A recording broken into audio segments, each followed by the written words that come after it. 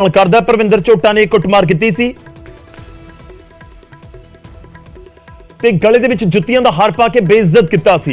इन्हां इल्जामां दे विच ही मामला दर्ज किया गया। परविंदर के खिलाफ 7 क्रिमिनल केसेस दर्ज ने। एसपीएस परमार उन्हां दे वल्लों स्टेटमेंट दी गई है।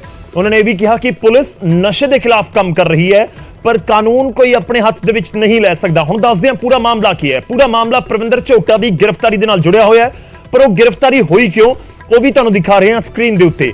दरअसल परविंदर झोटा ने एक शख्स के उत्ते नशे नूं लैके इल्जाम लगाए। परविंदर झोटा दावा करदा है कि वह नशे के खिलाफ मुहिम चला रहा है ते इस मुहिम के विचाले एक शख्स के नाल कुटमार करदा है। इल्जाम ने कि जुत्तियां दा हार पा के उसनूं घुमाया गया। उसकी वीडियो सामने आई, वायरल हो रही है, जो तुहाडी टीवी स्क्रीन के उत्ते भी तुहानूं दिखा रहे हैं। खैर इस पूरे मामले दे विच फिर पुलिस दे वल्लों एक्शन किया गया ते परविंदर झोटा की गिरफ्तारी की गई। ते परविंदर झोटा की जो गिरफ्तारी हुंदी है तो उत्थे भी जबरदस्त हंगामा हुंदा है। भी शनिवार नूं तस्वीरां निकल के सामने आईयां सी।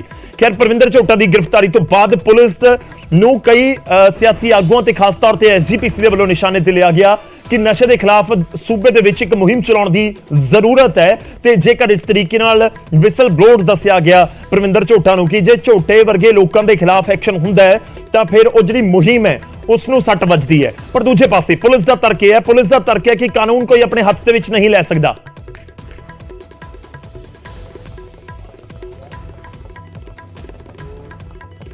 ते परविंदर झोटा ने अपने कानून अपने हत्थ दे विच लिया, इस करके उसके उत्ते एक्शन होया। एसपीएस परमार दे वल्लों स्टेटमेंट जारी की गई। दरअसल एक्शन होया सी। एक चीज तो बहुत क्लीयर है कि कानून सब दे लई इक हुंदा है। कानून के मुताबिक ही अगे कार्रवाई हुंदी है। जेकर कोई नशे का पैडलर है, समगलर है, तस्कर है, नशे नूं लैके उसदे वल्लों कुछ किया जा रहा है तो फिर पुलिस उसदे लई है। जेकर कोई इन्फॉर्मेशन पुलिस दे कोल पहुंचाउंदा है तो पुलिस फिर उस पूरे मामले दे विच एक्शन लैंदी है। किसी नूं हत्थ दे विच लैण दी, कानून हत्थ दे विच लैण दा कोई हक तां लाजमी तौर ते नहीं है। पुलिस वो कहंदी नजर आई। जथेदार ज्ञानी हरप्रीत सिंह होरां दे वल्लों भी ये स्टेटमेंट दी गई सी। उन्होंने भी जरूर सवाल चुके सन।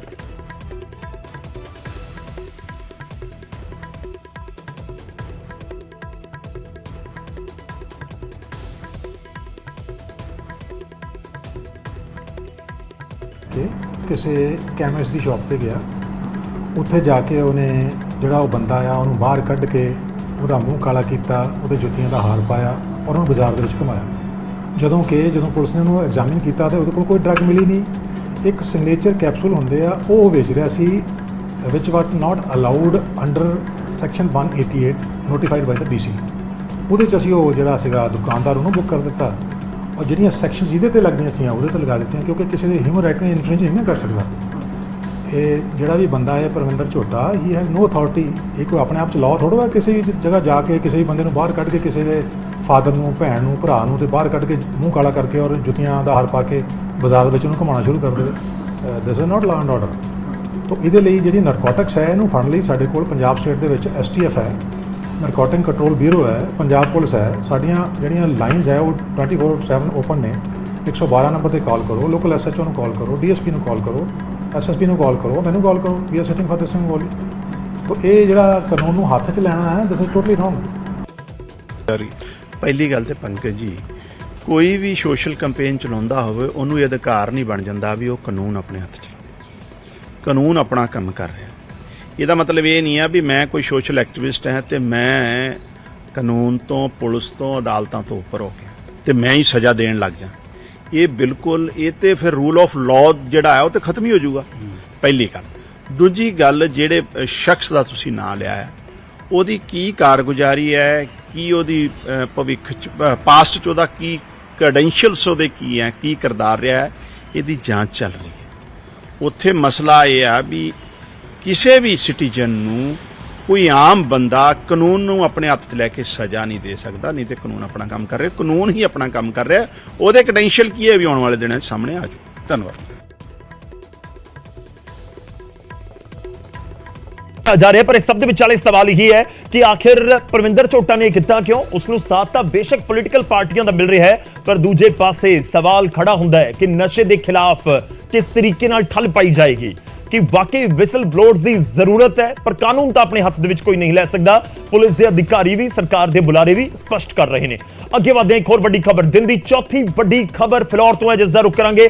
फिलौर दे विच एक प्रवासी मजदूर की बहुत बुरी तरह कुटमार की गई है, उसदियां कुछ तस्वीरां सामने आईयां ने। फिलौर दे विच प्रवासी मजदूर की बुरी तरह कुटमार हुई है और दरख्त दे नाल पुट्ठा टंग दिता गया और पुट्ठा टंगण की पूरी वीडियो नूं शूट किया गया। मजदूर के साथी ने किसान दे नाल ठगी मारी सी, जो मजदूर के उत्ते इल्जाम लग रहे हैं। गल इत्थे फिर घूम के उही आ गई कि जेकर उसने ठगी मारी है तो फिर उसके लिए कानून है जो कार्रवाई करेगा, एक्शन लेगा, सजा देगा। पर इसका मतलब यह नहीं कि जेकर तुहानूं लग्या कि ठगी मारी है या फिर तुहानूं पता है कि उसने ठगी मारी है तो तुसीं खुद किसी नूं सजा देण लग जावो। खैर फिलौर तो ये तस्वीरां सामने आईयां ने। रस्सी दे नाल उस शख्स नूं बन्निया गया, प्रवासी मजदूर दस्सिया जा रहा है और किवें लत्तां तो पहलां बन्निया गया, फिर एक रस्सी एक दरख्त दे टाणे दे उत्तों लंघाई गई ते फिर दूजे पासे तो रस्सी नूं खिंचिया गया और इसनूं पुट्ठा टंग दिता गया। तो ये तशद्दद है, गैर मनुखी तशद्दद तुसीं कह सकते हो कि अजिहे किसी दे कोल अधिकार नहीं हो सकते कि कोई किसी भी शख्स दे नाल, कोई प्रवासी होवे, पंजाबी होवे, किसी भी खित्ते दे नाल, धर्म नाल, किसी भी तरह दे नाल जुड़िया होवे, तो जेकर इस शख्स ने कोई ठगी मारी भी है, किसान दे वल्लों मजदूर की बुरी तरह कुटमार की गई है ठगी मारन दे इल्जाम, जे ठगी मारी भी है, हालांकि वो जांच का विषय है, पर जे ठगी मारी भी है तो वो किसका काम है? कानून का, पुलिस का, अदालत का, सजा देना। तो जेकर इस तरीके नाल किसी को सजा दी गई है तो जरूर सवालों के घेरे दे विच पूरा मामला खड़ा होंदा है। खैर इसके उत्ते पुलिस की एक्शन लेगी, उसके उत्ते नजर साडी भी रहेगी। 35,000 रुपए एडवांस लैके पीड़ित दा साथी फरार हो गया। पैसे लैण दे लई मजदूर दे उत्ते फिर तशद्दुद ढा दिता गया। पुलिस ने किसान दे उत्ते FIR दर्ज कर ली है ते मुलजम किसान मनवीर नूं गिरफ्तार किया गया। पुलिस का कहना है कि होर मजदूर लवाउण नूं लैके मिथलेश नूं किसान मनवीर ने पैसे दिते सी ते उस नूं लैके कुटमार की गई है। पुलिस ने किडनैपिंग सने कई धारावां दे तहत मामला दर्ज करके मनवीर नूं गिरफ्तार कर लिया है ते उसदी साथी दी भाल की जा रही है। लाजमी तौर ते करड़ा एक्शन तो इस दे विच बनदा सी और पुलिस दे वल्लों कर भी दिता गया। इनफैक्ट किडनैपिंग दीआं भी धारावां जोड़ दित्तियां गईयां। कोई इन्ना बेखौफ नहीं हो सकता, कोई इन्ना गैर मनुखी तरीके नाल तशद्दद नहीं कर सकता लोकतंत्री देश दे विच। जे साडे देश दे विच कानून है तो फिर ये किसी को अधिकार नहीं दिंदा कि जे तुसीं पंजाब दे हो, लोकल हो, इत्थे तुहाडी जमीन है, रसूख है, तो फिर तुसीं किसी दे नाल भी इस तरीके का तशद्दद करोगे, वो चाहे पंजाब दा होवे चाहे पंजाब तो बाहर दा होवे। कानून सब तो उत्ते और पुलिस तो दस्सण दी कोशिश दे विच हुण लगी भी हुई है। प्रवासी मजदूर जिहड़ा मतलेश कुमार है बिहार का रहने वाला, ये अजमेर सिंह दे खूह ते नौकरी करता सीगा। ਇਹਨੂੰ ਉਹਨਾਂ ਨੇ ਆਪਣੇ ਦੋਸ਼ੀ ਨੇ ਮਨਵੀਰ ਸਿੰਘ ਨੇ ਮੋਟਰਸਾਈਕਲ ਤੇ ਆਪਣੇ ਲਿਜਾ ਕੇ ਖੂਹ ਤੇ ਲਿਜਾ ਕੇ ਵੀ ਕੁੱਟਮਾਰ ਕੀਤੀ। ਇਹਦੇ ਨਾਲ ਇੱਕ ਰਮਨਦੀਪ ਮੁੰਡਾ ਉਹ ਸੀਗਾ, ਇਹਨੂੰ ਪੁੱਠਾ ਕਰਕੇ ਉਹਦੀ ਕੁੱਟਮਾਰ ਕੀਤੀ ਤੇ ਉਹਦੇ ਸਬੰਧ ਵਿੱਚ ਪਰਚਾ ਅਸੀਂ ਦਰਜ ਕਰਤਾ, FIR ਲੌਜ ਹੋ ਗਈ ਆ। ਮਨਵੀਰ ਸਿੰਘ ਨੂੰ ਗ੍ਰਿਫਤਾਰ ਕਰ ਲਿਆ ਤੇ ਰਮਨਦੀਪ ਜਿਹੜਾ ਗ੍ਰਿਫਤ ਤੋਂ ਬਾਹਰ ਆ, ਉਹਨੂੰ ਵੀ ਅਸੀਂ ਜਲਦੀ ਗ੍ਰਿਫਤਾਰ ਕਰਕੇ ਜਿਹੜੇ ਇਹਨਾਂ ਦੇ ਪੈਸੇ ਇਹਨਾਂ ਨੇ ਉਹਨਾਂ ਦੇ ਅਕਾਊਂਟ 'ਚ ਪਾਏ ਆ ਉਹ ਰਿਕਵਰੀ ਕਰਾਂਗੇ। ਕਾਰਨ ਕੀ ਦੱਸੇ ਕੁੱਟਮਾਰ ਦਾ ਕਾਰਨ ਇਹਨੇ ਪ੍ਰਵਾਸੀ ਮਜ਼ਦੂਰ ਹੋਰ ਮੰਗਾ ਕੇ ਇਹਨਾਂ ਦੇ ਕੰਮ ਤੇ ਲਵਾਉਣੇ ਸੀ, ਉਹਨੇ ਲਵਾਏ ਨਹੀਂ। ਐਡਵਾਂਸ ਪੈਸੇ ਥੋੜੇ ਬਹੁਤੇ ਇਹਨਾਂ ਨੇ ਉਹਨੂੰ ਦੇ ਦਿੱਤੇ ਸੀ, ਇਸ ਵਜ੍ਹਾ ਕਰਕੇ ਇਹਨਾਂ ਨੇ ਕੁੱਟਮਾਰ ਕੀਤੀ। ਤਾਂ ਪੁਲਿਸ ਐਕਸ਼ਨ ਕਰ ਰਹੀ ਹੈ और दूजे पासे 35,000 ਦੀ ਜੋ ਠੱਗੀ ਦਾ ਮਾਮਲਾ उसਨੂੰ ਲੈ ਕੇ ਵੀ ਜਾਂਚ ਲਾਜ਼ਮੀ ਤੌਰ ਤੇ ਜ਼ਰੂਰੀ ਹੈ। ਪੁਲਿਸ ਕਹਿ ਰਹੀ ਹੈ ਅਸੀਂ ਉਸ 'ਚ ਵੀ ਜਾਂਚ ਕਰ ਰਹੇ ਹਾਂ। ਹੁਣ ਅੱਗੇ ਵਧਦੇ ਹਾਂ, ਗੱਲ ਹੋਵੇਗੀ ਹੁਣ ਪੋਲੀਟੀਕਲ, ਸਿਆਸੀ। ਇਸ ਸਮੇਂ ਦੇਸ਼ ਦੇ ਵਿੱਚ ਇੱਕ ਗੜਜੋੜ ਪੁੰਗੜਦਾ ਹੋਇਆ ਨਜ਼ਰ ਆ ਰਿਹਾ ਹੈ ਜੋ ਬੀਜੇਪੀ ਦੀਆਂ ਵਿਰੋਧੀ ਪਾਰਟੀਆਂ ਦਾ।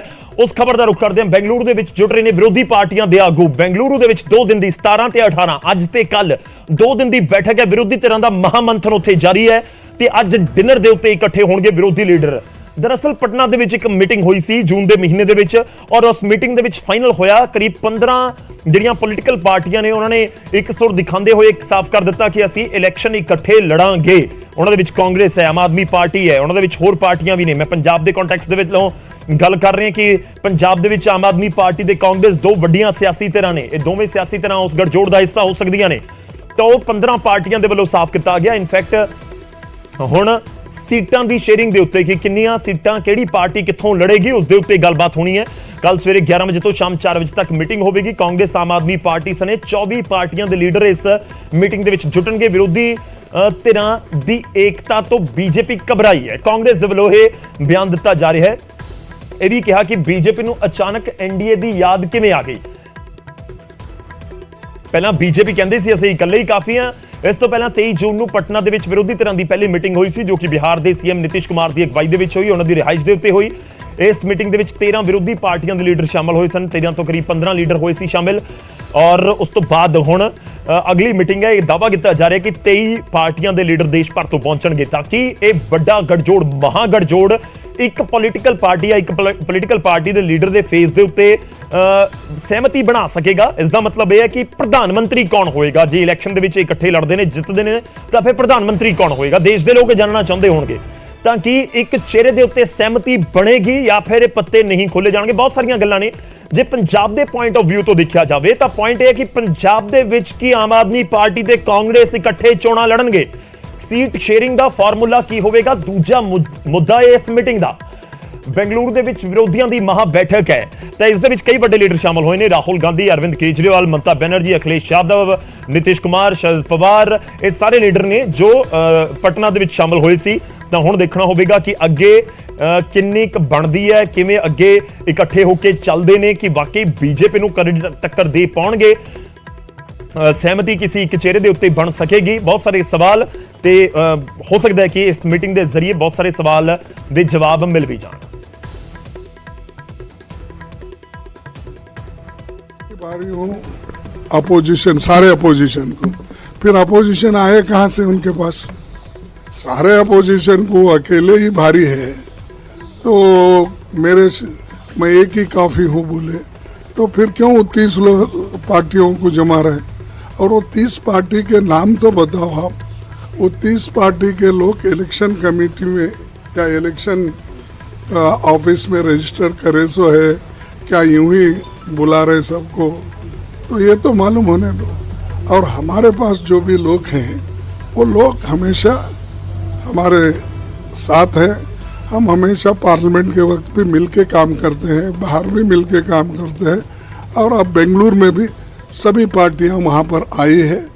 हम जो कर रहे हैं वो देख के वो घबरा गए और घबरा कर वो जो पार्टियां में एक टुकड़ा हुआ था, 2 टुकड़े हुए थे, 3 टुकड़े सबको जमा रहे और उनको जमा के वो अपनी संख्या उसमें भारी संख्या दिखाने की कोशिश कर रहे। तो वो कोई काफी महत्व का नहीं। सर पवार साहब अब आ रहे हैं ऑफिशियली अपोजिशन की मीटिंग में, पहले भी थे वो? नहीं, वो पहले भी आ रहे थे, सभी प्रोग्राम हुआ था, लेकिन असेंबली आज शुरू हो रहे हैं महाराष्ट्र में। तो वो चाहते हैं कि आज का दिन वो वहाँ रहे और कल आने के लिए वो कहे हैं। वो कोई साधारण गतिविधि नहीं है, बहुत महत्वपूर्ण है। और कल की गतिविधियां ये साफ कर देती हैं कि प्रधानमंत्री मोदी जी 2024 में वापस नहीं आ रहे हैं। बीजेपी 2024 में सरकार नहीं बनाने जा रही है और इस देश ने अब बाय बाय मोदी जी कह दिया है। कल की गतिविधियों को बहुत महत्वपूर्ण मानते हुए मैं ये कहना चाहूंगा कि इस देश के तमाम लोग आज बेरोजगारी से, महंगाई से छुटकारा चाहते हैं। लोगों ने क्यों वोट दिया था बीजेपी को? कोई क्यों वोट डालता है किसी पॉलिटिकल पार्टी? ये सोच के डालता है कि अगर ये राजनीतिक दल जिसको मैं वोट डाल रहा हूं इसकी सरकार बनेगी तो हमारी जिंदगी बेहतर होगी, देश में बेरोजगारी कम होगी, हमारे घर के बच्चों को अच्छी नौकरी मिलेगी, महंगाई कम होगी और हमारी जेब में 4 पैसे बचेंगे। लेकिन इस सरकार ने महंगाई का आलम वो कर दिया कि जो पेट्रोल 50 रुपए पे बिकता था आज 110 रुपए प्रति लीटर पे बिक रहा है। जो टमाटर 25-30 रुपए प्रति किलो मिला करते थे आज बाजार में 250 रुपए पे मिल रहे हैं। अदरक 400 रुपए पे मिल रही है। बैठक के 2024 को लेकर है, क्या कुछ रणनीति रहेगी आम आदमी पार्टी की? क्योंकि आप लोग कहते रहे कि जब तक कांग्रेस पार्टी यह स्पष्ट न करे कि वो पूरी तरह से विरोध करेंगे, ऐसा ना हो कि जीएसटी देखिए दिल्ली का जो काला अध्यादेश है इसे केवल दिल्ली के चश्मे से देखना एक गलती होगी। इसे आप भारत के परिप्रेक्ष्य में देखें। दिल्ली में तो भाजपा ये एक प्रयोग कर रही है। अगर ये दिल्ली ऑर्डिनेंस, दिल्ली का अध्यादेश दिल्ली में ये जो ये प्रयोग किया जा रहा है अगर ये सफल हो जाता है तो बीजेपी इसे भारत भर में लागू करेगी, पूरे हिंदुस्तान के हर गैर भाजपा सूबे में लागू कर कर एक सरकार को ध्वस्त करेगी। सब्जेक्ट्स ऑफ एडमिनिस्ट्रेशन, उनके विचाराधीन आने वाले जो विषय हैं उनको खींच लेगी और सारे सरकारों को, गैर भाजपा सरकारों को नपुंसक करने का काम करेगी। इसीलिए हम कह रहे हैं कि इस काले अध्यादेश को रोकना बहुत जरूरी है। अरविंद केजरीवाल जी के आह्वान पे तमाम राजनीतिक दल साथ आए, सबने विश्वास जताया कि हम सब मिलकर इस अध्यादेश का मुकाबला करेंगे।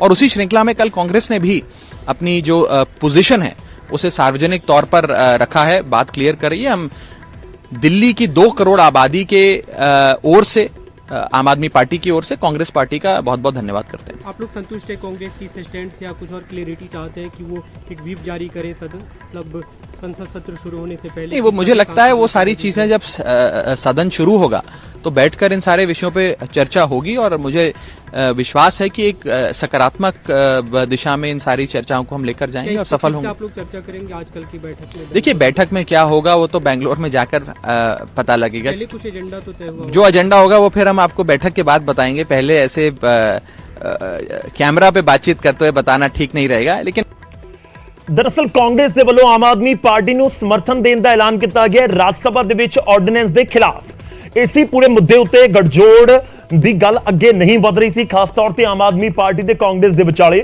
ਹੁਣ ਕਾਂਗਰਸ ਨੇ ਕਹਿ ਦਿੱਤਾ ਕਿ ਬੀਜੇਪੀ ਦੇ ਆਰਡੀਨੈਂਸ ਯਾਨੀ ਕੇਂਦਰ ਦੇ ਆਰਡੀਨੈਂਸ ਦਾ ਵਿਰੋਧ ਕਰਨਗੇ, ਤਾਂ ਉਸ ਤੋਂ ਬਾਅਦ ਆਮ ਆਦਮੀ ਪਾਰਟੀ ਵੈਲਕਮ ਕਰ ਰਹੀ ਹੈ।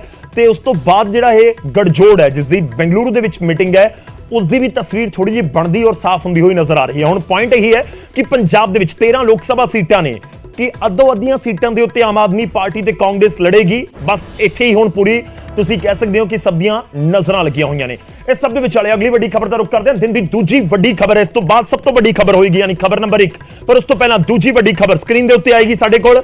दरअसल कांग्रेस ते आम आदमी पार्टी दे इकट्ठे होने दे उत्ते बीजेपी बहुत हमलावर है। आम आदमी पार्टी ते कांग्रेस इकट्ठे होए ने ऑर्डिनेंस दे मुद्दे उत्ते। मैं बहुत क्लीयर कर रहा क्योंकि पॉलिटिकल तौर दे उत्ते ये दोवां दे इकट्ठे होने वाली गल बहुत सारे मतलब इसदे कड्ढे जा सकते हैं, पर पॉलिटिकल तौर दे उत्ते ये ऑर्डिनेंस दे मुद्दे दे उत्ते फिलहाल इकट्ठे ने। हुण गठजोड़ करके 2024 ਦੀਆਂ ਚੋਣਾਂ ਦੇ ਵਿੱਚ ਇਕੱਠੇ ਕਿਵੇਂ ਉਤਰਦੇ ਨੇ ਉਸ ਦੇ ਉੱਤੇ ਸਭ ਦੀਆਂ ਨਜ਼ਰਾਂ ਜ਼ਰੂਰ ਲੱਗੀਆਂ ਹੋਈਆਂ ਨੇ। ਹਾਈ ਕਮਾਨ ਨੂੰ ਜਾਨ ਬਚਾਉਣ ਦੇ ਲਈ ਸਮਝੌਤਾ ਕਰਨ ਦੇ ਲਈ ਕਿਹਾ ਗਿਆ ਹੈ। ਇਹ ਬੀਜੇਪੀ ਹਮਲਾਵਰ ਹੈ ਇਸ ਸਮੇਂ ਕਾਂਗਰਸ ਦੇ ਉੱਤੇ।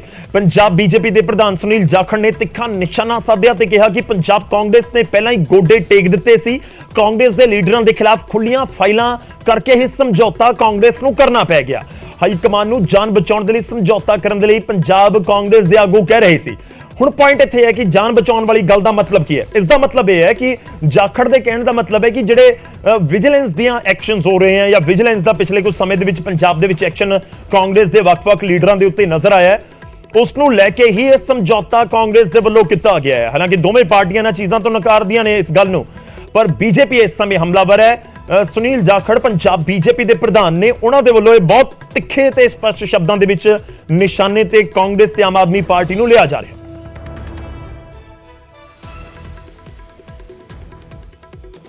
फैसला केजरीवाल साहब ने करना है तो फैसला काहदा होना साहब?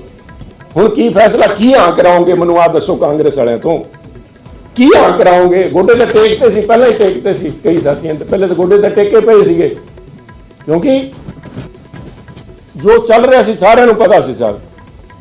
सारिਆਂ ਨੂੰ कहंदा जान बचा लो, जान है तो जहान है।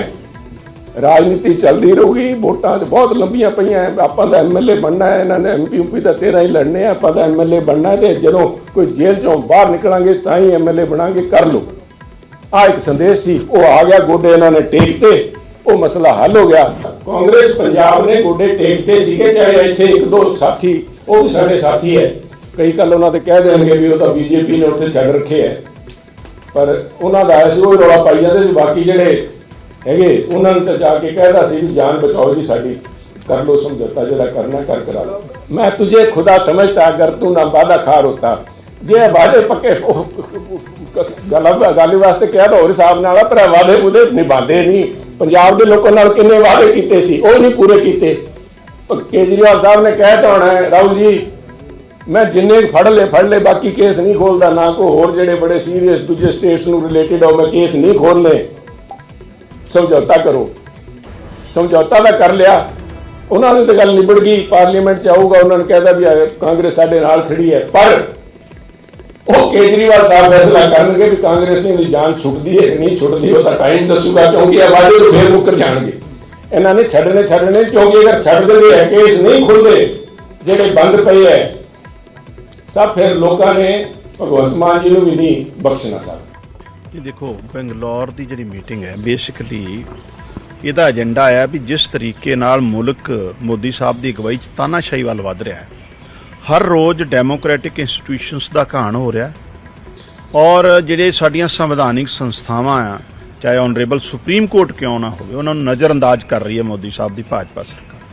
ਸੋ ਦੇਸ਼ ਦੇ ਜਿਹੜੇ ਲੋਕ ਹੈ, ਜਿਹੜੇ ਸੰਵਿਧਾਨ ਨੂੰ ਪਿਆਰ ਕਰਨ ਵਾਲੇ ਆ, ਉਹ ਚਾਹੁੰਦੇ ਆ ਕਿ ਜਿਹੜੇ ਵਿਰੋਧੀ ਪਾਰਟੀਆਂ ਇਕਜੁੱਟ ਹੋਣ ਔਰ ਇਸੇ ਕਰਕੇ ਪਿਛਲੇ ਦਿਨਾਂ 'ਚ ਪਟਨਾ 'ਚ ਵੀ ਮੀਟਿੰਗ ਹੋਈ ਔਰ ਦੂਜਾ ਇਹ ਮੀਟਿੰਗ ਬੰਗਲੌਰ 'ਚ ਹੋਣ ਜਾ ਰਹੀ ਹੈ। ਔਰ ਅਰਵਿੰਦ ਕੇਜਰੀਵਾਲ ਜੀ ਜਿਹੜੇ ਸਾਡੇ ਨੈਸ਼ਨਲ ਸੁਪਰੀਮੋ ਹੈ, ਉਹਨਾਂ ਨੇ ਪਹਿਲੇ ਦਿਨ ਤੋਂ ਇਹ ਗੱਲ ਕਹੀ ਆ ਵੀ ਜਿਸ ਤਰੀਕੇ ਨਾਲ ਦਿੱਲੀ 'ਚ ਚੁਣੀ ਹੋਈ ਸਰਕਾਰ ਦੇ ਕੰਮ ਕਾਜ 'ਚ ਦਖਲਅੰਦਾਜ਼ੀ ਕਰ ਰਹੀ ਹੈ ਭਾਜਪਾ, ਔਰ ਜਿੱਥੇ ਸੁਪਰੀਮ ਕੋਰਟ ਨੇ ਇਹ ਕਹਿਤਾ ਵੀ ਇਲੈਕਟਿਡ ਗਵਰਨਮੈਂਟ ਰੀਅਲ ਸੈਂਸ ਸਰਕਾਰ ਹੈ, ਉਸ ਦੇ ਬਾਵਜੂਦ ਉਹਨੂੰ ਨਜ਼ਰਅੰਦਾਜ਼ ਕਰਕੇ ਇੱਕ ਬਲੈਕ ਆਰਡੀਨੈਂਸ ਕੱਢਿਆ, ਚੁਣੀ ਸਰਕਾਰ ਦੀਆਂ ਤਾਕਤਾਂ ਨੂੰ ਖਤਮ ਕੀਤਾ। ਉਹਦੇ ਖਿਲਾਫ ਕਾਂਗਰਸ ਨੂੰ ਆਪਣਾ ਸਟੈਂਡ ਸਪਸ਼ਟ ਕਰਨਾ ਚਾਹੀਦਾ ਔਰ ਕਾਂਗਰਸ ਨੇ ਪਿਛਲੇ ਕੱਲ ਕੀਤਾ ਹੈ। ਇਹਦਾ ਅਸੀਂ ਤੇ ਸਵਾਗਤ ਕਰਦੇ ਹਾਂ। ਦੇਸ਼ ਨੂੰ ਤਾਨਾਸ਼ਾਹੀ ਤੋਂ ਬਚਾਈਏ ਇਕਜੁੱਟ ਹੋ ਕੇ, ਕਿਉਂਕਿ ਫਿਰ ਪੰਜਾਬ 'ਚ ਸੀਟਾਂ ਇਕੱਠੀਆਂ ਹੋਣਗੀਆਂ। ਕਾਂਗਰਸ ਆਮ ਆਦਮੀ ਪਾਰਟੀ ਅਨੰਦਪੁਰ ਸਾਹਿਬ ਤੋਂ ਮਲਵਿੰਦਰ ਕੰਗ ਲੜਦੇ ਹੋਏ ਨਜ਼ਰ ਆਣਗੇ, ਤਾਂ ਫਿਰ ਲੁਧਿਆਣੇ ਤੋਂ ਰਵਨੀਤ ਬਿੱਟੂ ਸਾਂਝੇ ਉਮੀਦਵਾਰ ਕਾਂਗਰਸ ਆਮ ਆਦਮੀ ਪਾਰਟੀ ਦੇ ਹੋਣਗੇ। ਨਹੀਂ, ਦੇਖੋ ਇਹ ਤੇ ਪਾਰਟੀ ਨੇ ਤੈਅ ਕਰਨਾ ਹੈ ਵੀ ਕਿੰਨੇ ਕਿੱਥੋਂ ਲੜਨਾ ਹੈ, ਇਹ 'ਚ ਮੈਂ ਨਹੀਂ ਕੋਈ ਡਿਸਾਈਡ ਕਰਨਾ। ਅੱਜ ਗੱਲ ਇਲੈਕਸ਼ਨ ਦੀ ਨਹੀਂ ਗੀ, ਅੱਜ ਗੱਲ ਹੈ ਪਹਿਲਾਂ ਇੱਕ ਏਜੰਡਾ ਸੈੱਟ ਕਰੀਏ ਵੀ ਤਾਨਾਸ਼ਾਹੀ ਤੋਂ ਮੁਲਕ ਨੂੰ ਕਿਤਨਾ ਬਚਾਉਣਾ। ਲੇਕਿਨ ਸੀਟ ਸ਼ੇਅਰਿੰਗ ਤੇ ਹੋਏਗਾ। 13 ਚੋਂ ਕਿੰਨੀਆਂ ਸੀਟਾਂ ਕਾਂਗਰਸ ਨੂੰ ਦੇਣੀਆਂ, ਕਿੰਨੀਆਂ ਸੀਟਾਂ ਆਮ ਆਦਮੀ ਪਾਰਟੀ ਲੜੇਗੀ ਪੰਜਾਬ ਦੇ ਵਿੱਚ? ਇਲੈਕਸ਼ਨ 'ਚ ਕਿਹੜੀ ਪਾਰਟੀ ਕਿੱਥੋਂ ਲੜੂ, ਕੀ ਨਹੀਂ ਲੜੂ, ਮੈਨੂੰ ਲੱਗਦਾ ਇਹਦੇ ਤੇ ਹਜੇ ਵੇਟ ਕਰਨਾ ਚਾਹੀਦਾ। ਸਾਡੀ ਜਿਹੜੀ ਨੈਸ਼ਨਲ ਲੀਡਰਸ਼ਿਪ ਹੈ, ਸਾਡੀ ਪਬਲਿਕ ਅਫੇਅਰਸ ਕਮੇਟੀ ਹੈ, ਜਿਹੜੀ ਪਾਰਲੀਮੈਂਟ ਅਫੇਅਰਸ ਕਮੇਟੀ ਸਾਡੀ, ਉਹ ਡਿਸਾਈਡ ਕਰੂਗੀ। ਇਹ ਮੈਨੂੰ ਲੈਟਰ ਔਨ ਸਟੇਜ ਹੈ। ਤਾਂ ਹੁਣ ਦੇਖਣਾ ਹੋਵੇਗਾ ਕਿ ਬਾਕੀ ਇਹ ਪੱਤੇ ਖੁੱਲਦੇ ਨੇ ਮੰਗਲਵਾਰ ਤੱਕ ਜਾਂ ਨਹੀਂ, ਕਿ ਬਾਕੀ ਪਤਾ ਲੱਗਦਾ ਕਿ 13 ਸੀਟਾਂ ਦੇ ਵਿੱਚੋਂ 13 ਜੋ ਪੰਜਾਬ ਦੀਆਂ ਲੋਕ ਸਭਾ ਸੀਟਾਂ ਨੇ, ਉਹਨਾਂ ਦੇ ਵਿੱਚੋਂ ਕਾਂਗਰਸ ਤੇ ਆਮ ਆਦਮੀ ਪਾਰਟੀ ਕੀ ਵੰਡ ਕੇ ਸੀਟਾਂ ਲੜਦੇ ਨੇ ਜਾਂ ਫਿਰ ਇਹ ਸਮਝੌਤਾ ਨਹੀਂ ਹੋ ਪਾਉਂਦਾ, ਇਸ ਦੇ ਉੱਤੇ ਨਜ਼ਰ ਰਹੇਗੀ। ਹੁਣ ਅੱਗੇ ਵਧਦੇ ਹਾਂ ਤੇ ਗੱਲ ਹੋਵੇਗੀ ਦਿਨ ਦੀ ਸਭ ਤੋਂ ਵੱਡੀ ਖਬਰ ਦੀ। ਹੁਣ ਤੱਕ ਦੀ ਜਿਹੜੀ ਸਭ ਤੋਂ ਵੱਡੀ ਖਬਰ ਹੈ ਉਹ ਹੈ ਡਰੱਗਸ ਦੇ ਨਾਲ ਜੁੜੀ ਹੋਈ। ਕੇਂਦਰੀ ਗ੍ਰਹਿ ਮੰਤਰੀ ਅਮਿਤ ਸ਼ਾਹ ਨੇ ਅਹਿਮ ਮੀਟਿੰਗ ਕੀਤੀ ਹੈ। ਦਿਨ ਦੀ ਪਹਿਲੀ ਵੱਡੀ ਖਬਰ ਸਕਰੀਨ ਦੇ ਉੱਤੇ ਡਰੱਗਸ ਦੇ ਉੱਤੇ ਗ੍ਰਹਿ ਮੰਤਰੀ ਅਮਿਤ ਸ਼ਾਹ ਨੇ ਇੱਕ ਵੱਡੀ ਤੇ ਅਹਿਮ ਮੀਟਿੰਗ ਕੀਤੀ ਹੈ ਔਰ ਐਕਸ਼ਨ ਦੇ ਵਿੱਚ ਹੈ ਕੇਂਦਰ ਦੀ ਸਰਕਾਰ। ਪੰਜਾਬ ਸਣੇ 10 ਸੂਬਿਆਂ ਦੇ ਨਾਲ ਇਹ ਬੈਠਕ ਕੀਤੀ ਗਈ। ਵੱਖ-ਵੱਖ ਸੂਬੇ ਜਿੱਥੇ ਦਿੱਕਤ ਹੈ, ਅੰਮ੍ਰਿਤਸਰ ਦੇ ਵਿੱਚ ਐਨਸੀਬੀ ਦੇ ਦਫ਼ਤਰ ਦੇ ਲਈ 12 ਕਰੋੜ ਰੁਪਏ ਮਨਜ਼ੂਰ ਹੋਏ ਨੇ। ਨਸ਼ੇ ਦੇ ਖਿਲਾਫ ਸੂਬਿਆਂ ਦੇ ਵਿੱਚ ਵਿਸ਼ੇਸ਼ ਅਦਾਲਤਾਂ ਬਣਾਈਆਂ ਜਾਣ, ਇਹ ਵੀ ਕਿਹਾ ਗਿਆ ਦੇਸ਼ ਦੇ ਗ੍ਰਹਿ ਮੰਤਰੀ ਦੇ ਵੱਲੋਂ ਇਸ ਮੀਟਿੰਗ ਦੇ ਵਿੱਚ।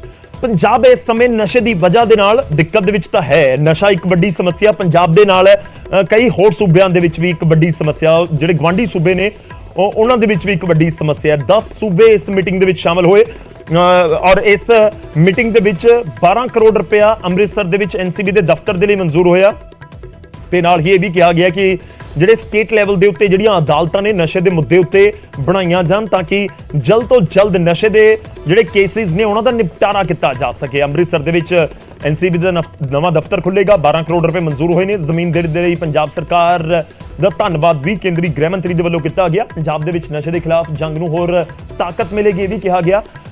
ਦੇਸ਼ ਦੇ ਗ੍ਰਹਿ ਮੰਤਰੀ ਦੇ ਵੱਲੋਂ ਅਮਿਤ ਸ਼ਾਹ ਨੇ ਸੂਬਿਆਂ ਦੇ ਮੁੱਖ ਮੰਤਰੀਆਂ ਨੂੰ ਅਪੀਲ ਕੀਤੀ ਹੈ ਕਿ ਨਸ਼ੇ ਖਿਲਾਫ ਸੂਬਿਆਂ 'ਚ ਵਿਸ਼ੇਸ਼ ਅਦਾਲਤਾਂ ਬਣਾਈਆਂ ਜਾਣ, ਨਸ਼ੇ ਦੀ ਕਾਰੋਬਾਰ ਦੇ ਵਿੱਚ ਸ਼ਾਮਲ ਲੋਕਾਂ ਦੀ ਸੰਪਤੀ ਜ਼ਬਤ ਕੀਤੀ ਜਾਵੇ। ਪੰਜਾਬ ਤੇ ਹਿਮਾਚਲ ਦੇ ਵਿੱਚ ਜ਼ਿਲ੍ਹਾ ਪੱਧਰੀ ਮੀਟਿੰਗਾਂ ਵਧਾਈਆਂ ਜਾਣ।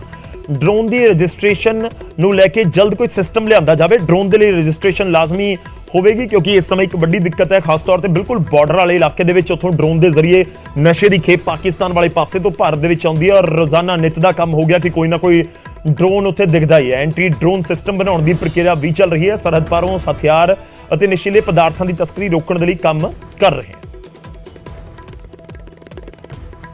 मैं आज एक बार फिर से एक बात पर थ्रस्ट देना चाहूंगा कि सबसे परिणामदायी अगर कोई एनकोड मीटिंग है तो ये जिला स्तरीय है। बहुत सुधार हुआ है गत मीटिंग और आज की मीटिंग में, परंतु मैं कहना चाहूंगा कि हिमाचल प्रदेश और पंजाब दोनों ने जिला स्तरीय मीटिंगों को बढ़ाना पड़ेगा। मेरा दोनों मुख्यमंत्रियों से अनुरोध है कि आप इसमें विशेष ध्यान दीजिए। बाकी सबने राज्य स्तरीय मीटिंग को बहुत अच्छे तरीके से किया है और एक फोर्स बढ़ा है।